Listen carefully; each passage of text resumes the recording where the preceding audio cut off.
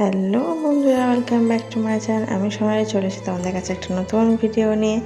তো আজকে আমি ভিডিওটা দিচ্ছি হচ্ছে নীল পুজোর দিনের ভিডিও। চৈত্র মাসের একদম শেষে নীল পুজো, সেই নীল পুজোর ভিডিও। আর আমি রয়েছি হচ্ছে আমাদের রানাঘাটের হিজুলি কুণ্ডুবাড়িতে ভীষণ বড় করে এই নীল পুজোর দিনে পুজো হয় আর খুব সুন্দর মেলাও বসে।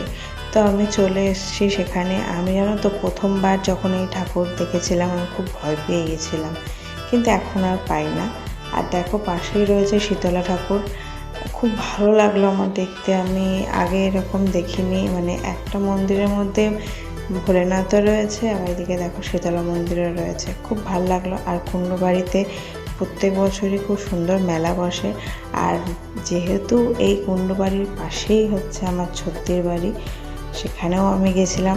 মেনলি যাওয়া হচ্ছে দিদির বাড়িতে, আর দিদির বাড়ির থেকে এই মেলাটা দেখার জন্য গেছিলাম। প্রতি বছরই যাই না তা না, প্রতি বছরই যাই, কিন্তু ঠিকমতো ভিডিও করা হয়ে ওঠে না।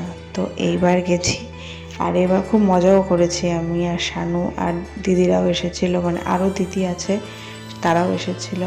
আর একদম মেলার পাশেই হচ্ছে আমার ছদ্দির বাড়ি।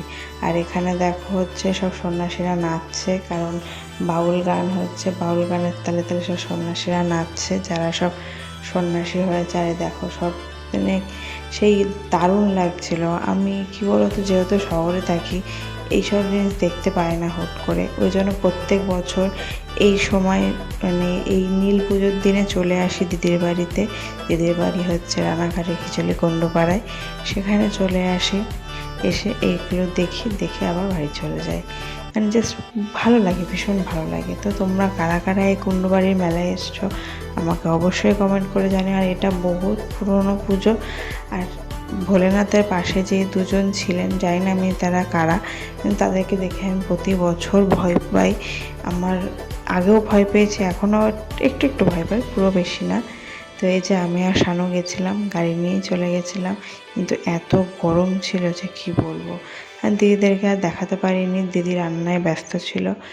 দিদি লুচি আর তরকারি করেছিল, সেটা খেয়ে আমরা রাতে চলে এসেছি। আর একদমই একটা ছোট্ট ভিডিও করেছি। তো আজকের মতো ভিডিওটা এখানে এন্ড করলাম, টাটা।